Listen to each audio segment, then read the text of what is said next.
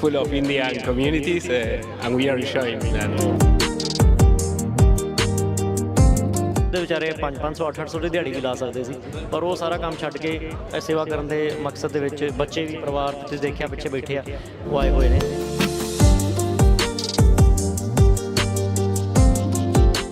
ਸਤਿ ਸ਼੍ਰੀ ਅਕਾਲ ਜੀ, ਮੈਂ ਹਾਂ ਲਵੀ ਖੱਤਰੀ। ਤੁਸੀਂ ਇਸ ਵਕਤ ਮੈਨੂੰ ਦੇਖ ਰਹੇ ਹੋ 26ਵੇਂ ਗ੍ਰਿਫਤ ਮੇਲੇ ਦੇ ਉੱਤੇ, ਤੇ ਅੱਜ ਹੈਗਾ ਦੂਜਾ ਦਿਨ ਤੇ ਅਸੀਂ ਪਹੁੰਚੇ ਹੋਏ ਹਾਂ ਇੱਥੇ। ਮੇਲਾ ਬਹੁਤ ਜ਼ਿਆਦਾ ਖਚਾ ਖਚ ਤਰੀਕੇ ਨਾਲ ਭਰਿਆ ਹੋਇਆ ਹੈ। ਮੈਨੂੰ ਲੱਗਦਾ ਕਿ ਘੱਟੋ ਘੱਟ ਜੇ ਦੇਖਿਆ ਜਾਏ ਤਾਂ ਕਿੰਨੇ ਲੋਕਾਂ ਦਾ ਇਕੱਠ ਹੈ ਤਾਂ 20 ਤੋਂ ਲੈ ਕੇ 30,000 ਦੇ ਆਸ-ਪਾਸ ਵੀ ਲੋਕ ਹੋ ਸਕਦੇ ਆ। ਕੋਈ ਕਬੱਡੀ ਦੇ ਕੋਈ ਗੇਮ ਨਹੀਂ ਕਿ ਜਿਹੜੀ ਗੇਮ ਦੇ ਉੱਤੇ ਲੋਕਾਂ ਦਾ ਇਕੱਠ ਨਾ ਹੋਵੇ।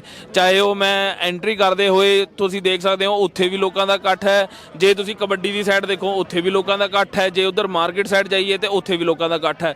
ਇਕੱਠ ਮਤਲਬ ਕਿ ਬਹੁਤ ਜ਼ਿਆਦਾ ਆ। ਆਓ ਆਪਾਂ ਇਹ ਇਕੱਠ ਦੇ ਵਿੱਚ ਚੱਲੀਏ ਤੇ ਲੋਕਾਂ ਦੇ ਨਾਲ ਗੱਲਬਾਤ ਕਰੀਏ, ਪੁੱਛੀਏ ਕਿ ਉਹਨਾਂ ਨੂੰ ਗੇਮਾਂ ਕਿੱਦਾਂ ਦੀਆਂ ਲੱਗ ਰਹੀਆਂ ਨੇ।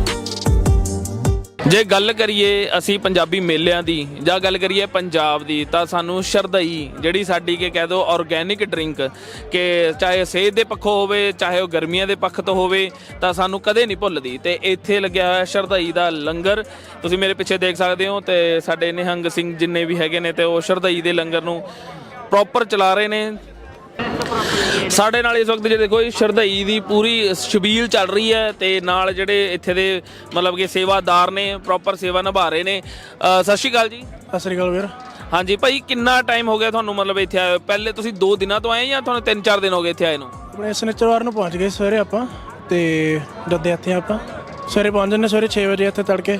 ਤੇ ਸ਼ਰਧਾਈ ਦਾ ਦੇਖੋ ਜੀ ਇੱਕ ਆਰਗੈਨਿਕ ਡਰਿੰਕ ਹੋ ਗਈ, ਸਾਡੀ ਪੰਜਾਬੀਆਂ ਦੀ ਕਹਿ ਦਿਓ ਗਰਮੀ ਦੀ ਸਭ ਤੋਂ ਬੈਸਟ ਡਰਿੰਕ ਹੈ ਇਹ। ਤੇ ਇੱਥੇ ਕਿੱਦਾਂ ਦਾ ਰਿਸਪੌਂਸ ਰਿਹਾ ਜਦੋਂ ਲੋਕ ਇੱਥੇ ਆਏ ਤੇ ਉਹਨਾਂ ਨੂੰ ਇਹ ਸ਼ਰਧਾਈ ਮਿਲਦੀ ਹੈ? ਕੋਈ ਇਦਾਂ ਦੀ ਕੋਈ ਗੱਲਬਾਤ? ਰਿਸਪੌਂਸ ਦਿਖਦਾ ਹੀ ਆ, ਸਾਰਾ ਡੁੱਲੋ ਡੁਲਾਈ ਹੋਏ ਹੋਇਆ ਇੱਥੇ। ਜਿਵੇਂ ਮਾੜਾ ਇੱਥੇ 15-20 ਮਿੰਟ ਦੇ ਸੰਗਤ ਖੜੀ ਹੈ ਇੱਥੇ, ਤੇ ਜਿਵੇਂ ਮੌਕਾ ਮਿਲੇ ਅੱਧਾ ਹੋ ਜਾਂਦਾ ਨਾਲ ਦੀ ਨਾਲ। ਸਾਰਾ ਦਾ ਵਧੀਆ ਰਿਸਪੌਂਸ ਹੁਣ ਤੱਕ। ਮਾੜਾ ਮੋਟਾ ਹੋ ਜਾਂਦਾ, ਮਿੱਠਾ ਘੱਟ ਹੈ ਵੱਧ ਹੈ, ਬਸ ਉਹਦਾ ਇਲਾਵਾ ਵਧੀਆ ਸਾਰਾ ਰਿਸਪੌਂਸ ਸਹੀ ਆ। ਕਿੰਨੇ ਕੁ ਮਤਲਬ ਕਿੰਨੇ ਕੁ ਗਲਾਸ ਜੇ ਅੰਦਾਜ਼ਾ ਲਾਇਆ ਚਲੇ ਅੱਜ ਕਿੰਨੇ ਕੁ ਗਲਾਸ ਲੱਗੇ? 2 ਡੱਬੇ ਨੇ ਇਹਨਾਂ ਦੇ ਵਿੱਚ, ਪਤਾ ਨਹੀਂ ਹੋਊਗਾ 300-400 ਹੋਣੇ ਕੱਪ ਇਹਨਾਂ ਦੇ ਵਿੱਚ। ਦੋ ਡੱਬੇ ਖਾਲੀ ਹੋ ਗਏ ਅੱਜ ਦੇ ਵਿੱਚ। ਅੱਛਾ, ਦੋ ਡੱਬੇ ਮਤਲਬ ਪੂਰੇ ਖਾਲੀ ਐਟ ਦ ਮੋਮੈਂਟ। ਮਤਲਬ ਫਿਰ ਵੀ ਕਿੰਨਾ ਅੰਦਾਜ਼ਾ ਹੋ ਗਿਆ ਜੀ? ਹੁਣ 500-600 ਬੰਦੇ ਆ ਗਏ ਹੋਣੇ ਹੱਸ ਕੇ। ਅੱਛਾ, 500-600 ਬੰਦਾ ਮਤਲਬ ਕਿ ਇੱਥੋਂ ਸ਼ਰਧਾਈ ਪੀ ਚੁੱਕਿਆ ਜੀ। ਤੇ ਤੁਸੀਂ ਮਤਲਬ ਕਿ ਇਹਨੂੰ ਓਰੀਜਨਲ ਤਰੀਕੇ ਨਾਲ ਬਣਾ ਰਹੇ ਹੋ, ਕੋਈ ਮਸ਼ੀਨ ਨਹੀਂ ਲਾਈ ਹੋਈ? ਹਾਂ, ਇਹਦੇ ਵਿੱਚ ਹੈਗਾ ਖਾਸ ਕਾਲੀ ਮਿਰਚ, 4 ਮਗਜ਼ ਤੇ ਹਰੀ ਇਲਾਇਚੀ, ਬਦਾਮ, 5 ਤੱਤ ਪੈ ਗਏ ਵਿੱਚ, ਪਾਣੀ ਪੈ ਗਿਆ ਵਿੱਚ, ਖੰਡ ਪੈ ਗਈ, ਬਸ। ਤੇ ਮਤਲਬ ਪੂਰਾ ਵਧੀਆ ਮਤਲਬ ਕਿ ਜਿੱਦਾਂ ਕਹਿ ਰਹੇ ਵੀ ਮੈਂ ਇਹ ਗੱਲ ਕਰਦਾ ਸੀ ਜਿਹੜਾ ਕਰਨ ਵਾਲਾ ਬਸ ਬਿਨਾਂ ਮਸ਼ੀਨਾਂ ਤੋਂ ਆਪਣੇ ਸਿੰਘ ਲੱਗੇ ਹੋਏ ਆ, ਤੇ ਆ ਕੁੰਡਾ ਸੋਟਾ ਲੈ ਕੇ ਸੁਨਹਿਰਾ ਸਲੋਤਰ ਕਹਿੰਦੇ ਅਸੀਂ ਨਿਹੰਗ ਸਿੰਘ, ਤੇ ਬਸ ਇਹ 'ਚ ਲੱਗੇ ਹੋਏ ਡਟੇ ਰਹੇ ਸਾਰੇ। ਬਹੁਤ ਵਧੀਆ ਕੰਮ ਕਰ ਰਹੇ ਹੋ ਜੀ। ਇੰਨੀ ਗਰਮੀ ਮਤਲਬ ਕਿ ਗਰਮੀ ਤਾਂ ਨਹੀਂ ਕਹਿ ਸਕਦੇ, ਪਰ ਲੇਕਿਨ ਜਿਸ ਤਰੀਕੇ ਨਾਲ ਇੱਥੇ ਲੋਕ ਜਦੋਂ ਗੇਮਾਂ ਦੇਖਦੇ ਨੇ, ਇੱਧਰ ਤੁਰਦੇ ਫਿਰਦੇ ਨੇ, એનર્ਜੀ ਡਰਿੰਕਾਂ ਪੀਂਦੇ ਨੇ, ਉਹਨਾਂ ਨਾਲੋਂ ਤਾਂ ਵਧੀਆ ਇੱਕ ਤੁਹਾਡੀ ਇਹ ਜਿਹੜੀ ਸ਼ਰਧਾਈ ਡਰਿੰਕ ਹੈ ਜੀ। ਬਹੁਤ ਪੁਰਾਣੀ ਹੈ, ਕਾਫੀ ਸਾਲ ਪੁਰਾਣੀ ਚੀਜ਼ ਚੱਲੀ ਆਉਂਦੀ ਹੈ। ਫਿਰ ਜਿਵੇਂ ਅੰਗਰੇਜ਼ੀ 'ਚ ਕਹਿੰਦੇ ਅੱਜ ਕੀ ਪਾ ਕੇ ਦਿੰਦੇ ਆਗੇ, ਉਹ ਅੱਗ ਸਵਾਹ ਇਕੱਠੀ ਕਰਕੇ ਬੰਦੇ ਨੂੰ ਨਾ ਜੀ ਜੰਤ ਵਿੱਚ ਹੀ ਰਗੜ ਕੇ ਖਵਾ ਦਿੰਦੇ ਆ ਤੁਹਾਨੂੰ એનર્ਜੀ ਡਰਿੰਕਾਂ ਵਾਲੇ। ਹਾਂਜੀ, ਉਹਨੂੰ ਸ਼ੁੱਧ ਕਰਕੇ ਦੇਣਾ ਆ, ਤੇ ਪੁਰਾਤਨ ਚੀਜ਼ਾਂ ਤੇ ਆਓ। ਜੇ ਡਾਕਟਰਾਂ ਨੂੰ ਪੈਸੇ ਦੇਣੇ ਆ, ਉਹਨਾਂ ਨਾਲ ਵਧੀਆ ਬਦਾਮ ਲੈ ਲਓ, ਕੁੰਡਾ ਸਰੋਤਰ ਲੈ ਲਓ ਤੇ ਰਗੜ ਲਓ। ਜੇ ਬਿਮਾਰ ਹੋ, ਕੁੰਡਾ ਸੁਨਹਿਰਾ ਸਰੋਤਰ ਲਿਆ ਕੇ ਰੱਖੋ, ਬਿਮਾਰੀ ਭੱਜ ਜਾਊਗੀ। ਕਦੇ ਕਿਸੇ ਡਾਕਟਰ ਦੇ ਨਿਹੰਗ ਸਿੰਘ ਬੈਠਾ ਦੇਖਿਆ? ਟੈਸਟ ਕਦੇ ਦੇਖੇ ਨੇ ਲੋਕਾਂ ਦੇ ਵੀ ਟੈਸਟਾਂ ਦੇ ਭਾਈ ਫਲਾਣੇ ਦੇ ਡਾਕਟਰ ਸਿੰਘ ਨਿਹੰਗ ਸਿੰਘ ਕਰਾਉਣ ਗਿਆ ਹੋਇਆ? ਇਹ ਨਿਹੰਗਾ ਸਿੰਘਾਂ ਕੋਲੇ ਡੰਡਾ ਸਰੋਤਰ ਹੀ ਆ, ਸਾਡੀ ਇਹੀ ਦਵਾਈ ਆ। ਸਾਡਾ ਕਲਗੀ ਵਾਲਾ ਬਾਪੂ ਸਾਨੂੰ ਜਾਣਦਾ ਰਹੇ, ਸਾਡਾ ਸਾਰਾ ਕੁਝ ਉਹਨੇ ਦੇਖਣਾ ਆ। ਤੇ ਬਸ ਬਾਬਾ ਜੀ ਇਹੀ ਆ, ਛਕੋ ਸ਼ਰਧਾਈਆਂ, ਵਾਹਿਗੁਰੂ ਕਰੋ, ਆਨੰਦ ਲਓ ਤੇ ਸ਼ਹੀਦਾਂ ਦੇ ਦਰਸ਼ਨ ਕਰੋ, ਐਗਜੀਬਿਸ਼ਨ ਦੇਖੋ। ਸ਼ਹੀਦ 84 ਦੇ ਸ਼ਹੀਦਾਂ ਜਿਹੜਾ ਸਾਡੇ ਤੇ ਕਹਿਰ ਇੰਡੀਆ ਸਰਕਾਰ ਨੇ ਕੀਤਾ, ਭਾਰਤ ਦੀ ਹਿੰਦੂ ਹਕੂਮਤ ਨੇ ਸਾਡੇ ਤੇ ਕਹਿਰ ਕੀਤਾ ਆ, ਛੋਟੇ ਛੋਟੇ ਬੱਚੇ ਮਾਰੇ ਆ, ਉਹਦਾ ਦਰਦ ਜਿਹੜਾ ਉਹ ਦੇਖੋ। ਸਿੱਖਾਂ ਦੇ ਦਿਲਾਂ ਦੇ ਉੱਤੇ ਕਿਹੋ ਜਿਹਾ ਦਰਦ ਆ, ਕਿਹੜੇ ਫੱਟ ਸਾਡੇ ਉੱਤੇ ਲੱਗੇ ਨੇ, ਸਾਡੇ ਟੈਂਕਾਂ ਟੋਪਾਂ ਨਾਲ ਤਖਤ ਢਾਏ ਨੇ, ਉਹ ਦੇਖੋ ਬਾਬਾ ਜੀ। ਤੇ ਉਹਨਾਂ ਦੇ ਜ਼ੁਲਮ ਨੂੰ ਪੂਰੀ ਦੁਨੀਆ 'ਚ ਦੱਸੋ ਵੀ ਇਹ ਹਕੂਮਤ ਸਾਡੇ ਤੇ ਕਿੰਨਾ ਕਹਿਰ ਢਾਇਆ।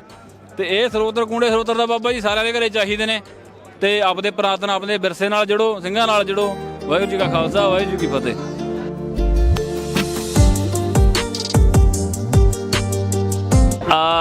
ਦੇਖੋ ਮੇਲਾ ਪੰਜਾਬੀਆਂ ਦਾ ਆ, ਪਰ ਇੱਥੇ ਤੁਹਾਨੂੰ ਸਾਰੇ ਦੇ ਸਾਰੇ ਦੇਖੋ ਪੰਜਾਬੀ ਕਲਚਰ ਹੈ, ਹਰ ਇੱਕ ਬੰਦੇ ਨੂੰ ਪਸੰਦ ਕਰਦਾ ਇੱਥੇ, ਹਰ ਇੱਕ ਕਲਚਰ ਤੁਹਾਨੂੰ ਮਿਲ ਜਾਂਦਾ ਆ।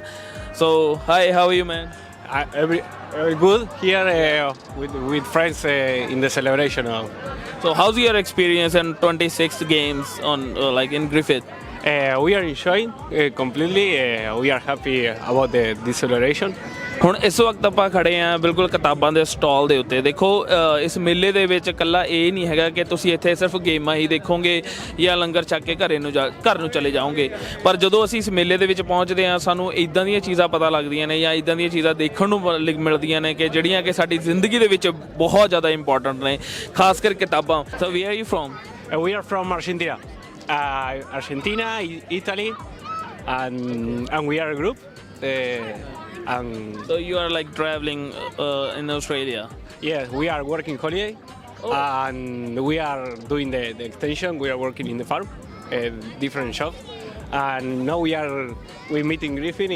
It's a beautiful place full of Indian communities, and we are enjoying. So you like it food? Yes, there is food that we don't know. It's completely new to us, and we enjoy it completely. We don't know the taste. So, We don't know. what do you eat it? We don't know. Can you help us? Can you help us? What is the name of this? I think it's a chole or tikki. Diki. Yeah, chickpeas. It's a white chickpeas. Yeah. Rice and one like a cake, like a bread, a little bread. I like a pancake. Okay. What is the name? It's a pancake. Pancake. It's a puri. Booty. Okay, that was good. For me, it's a little spicy. Okay. Yeah. The puri is not spicy. Like I think chickpeas. No, chickpeas, yes. Chickpeas are. And the onion, one onion with sauce. I ate that one onion, red onion with. I don't know. Okay. Because they have lots of things to eat. Yes, but was beautiful the meal. So means like you like it all the Yes, too much.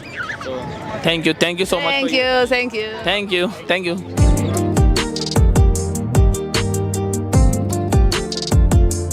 ਮੈਨੂੰ ਲੱਗਦਾ ਕਿ ਹਰ ਇੱਕ ਬੰਦੇ ਨੂੰ ਕਿਤਾਬਾਂ ਪੜ੍ਹਨੀਆਂ ਬਹੁਤ ਜ਼ਿਆਦਾ ਜ਼ਰੂਰੀ ਨੇ। ਇੱਕ ਜਦੋਂ ਕਿਤਾਬ ਲਿਖੀ ਜਾਂਦੀ ਹੈ ਤਾਂ ਉਹ ਬੰਦਾ ਮਤਲਬ ਮੰਨ ਲਓ ਕਿ ਇੱਕ ਬਾਇਓਗ੍ਰਾਫੀ ਲਿਖੀ ਜਾ ਰਹੀ ਹੈ ਤਾਂ ਉਹ ਬਾਇਓਗ੍ਰਾਫੀ ਦੇ ਵਿੱਚ ਉਸਨੇ ਆਪਣੇ 50 ਸਾਲ ਦਾ ਐਕਸਪੀਰੀਅੰਸ ਉਸ ਕਿਤਾਬ ਦੇ ਵਿੱਚ ਲਿਖ ਦਿੱਤਾ ਤੇ ਤੁਸੀਂ ਉਸ ਨੂੰ 3 ਦਿਨਾਂ ਦੇ ਵਿੱਚ ਜਾਂ 4 ਘੰਟਿਆਂ ਦੇ ਵਿੱਚ, ਉਹ ਡਿਪੈਂਡ ਕਰਦਾ ਚਲੋ ਕਿਤਾਬ ਕਿੱਦਾਂ ਦੀ ਹੈ, ਪਰ ਤੁਸੀਂ 3-4 ਘੰਟਿਆਂ ਦੇ ਵਿੱਚ ਜਾਂ 3-4 ਦਿਨਾਂ ਦੇ ਵਿੱਚ ਉਸ ਕਿਤਾਬ ਨੂੰ ਪੜ੍ਹ ਕੇ ਉਸ 50 ਸਾਲ ਦੇ ਐਕਸਪੀਰੀਅੰਸ ਨੂੰ ਹਾਸਿਲ ਕਰ ਲੈਂਦੇ ਹੋ।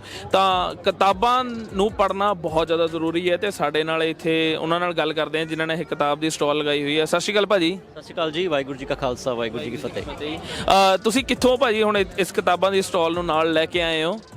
ਅਸੀਂ ਮੈਲਬਨ ਤੋਂ ਆਏ ਹਾਂ ਜੀ, ਇੱਥੇ 26ਵੇਂ ਸ਼ਹੀਦੀ ਜੋੜ ਮੇਲੇ ਤੇ ਯੂਨਾਈਟਿਡ ਸਿੱਖਸ ਸੰਸਥਾ ਨੂੰ ਅਸੀਂ ਰਿਪਰੈਜ਼ੈਂਟ ਕਰਦੇ ਹਾਂ ਤੇ ਕਿਤਾਬਾਂ ਦਾ ਸਾਡਾ ਇੱਕ ਪ੍ਰੋਜੈਕਟ ਹੈਗਾ ਸਿੱਖੀ ਅਵੇਅਰਨੈਸ ਥਰੂ ਲਿਟਰੇਚਰ, ਜਿਸ ਦੇ ਮੁਤਾਬਕ ਅਸੀਂ ਜਿਹੜਾ ਸਿੱਖ ਇਤਿਹਾਸਕ ਕਿਤਾਬਾਂ ਨੇ ਹਰ ਏਜ ਗਰੁੱਪ ਦੇ ਬੱਚਿਆਂ ਦੇ ਲਈ ਪੰਜਾਬੀ ਤੇ ਅੰਗਰੇਜ਼ੀ ਦੇ ਵਿੱਚ ਸਾਡੇ ਕੋਲ ਅਵੇਲੇਬਲ ਨੇ ਤੇ ਅਸੀਂ ਇਹਨਾਂ ਨੂੰ ਨਾਟ ਫॉर ਪ੍ਰੋਫਿਟ ਪ੍ਰਾਈਸਿਸ ਤੇ ਸੈੱਲ ਕਰ ਰਹੇ ਹਾਂ ਤੇ ਇਹਦੇ ਵਿੱਚ ਅਸੀਂ 10% ਮਾਰਜਨ ਰੱਖਦੇ ਹਾਂ ਕਿ ਇਸ ਪ੍ਰੋਜੈਕਟ ਨੂੰ ਜਿੰਦਾ ਰੱਖਿਆ ਜਾ ਸਕੇ। ਸਾਡਾ ਇੱਕ ਜਿਹੜਾ ਉਪਰਾਲਾ ਹੈ ਕਿ ਘਰ ਘਰ ਦੇ ਵਿੱਚ ਕਿਤਾਬਾਂ ਪਹੁੰਚ ਜਾਣ, ਸ਼ਰਾਬਾਂ ਨਿਕਲ ਜਾਣ ਤੇ ਜਿਹੜਾ ਸਾਡਾ ਜੀਵਨ ਹੈ ਸਫਲਾ ਹੋ ਜਾਵੇ।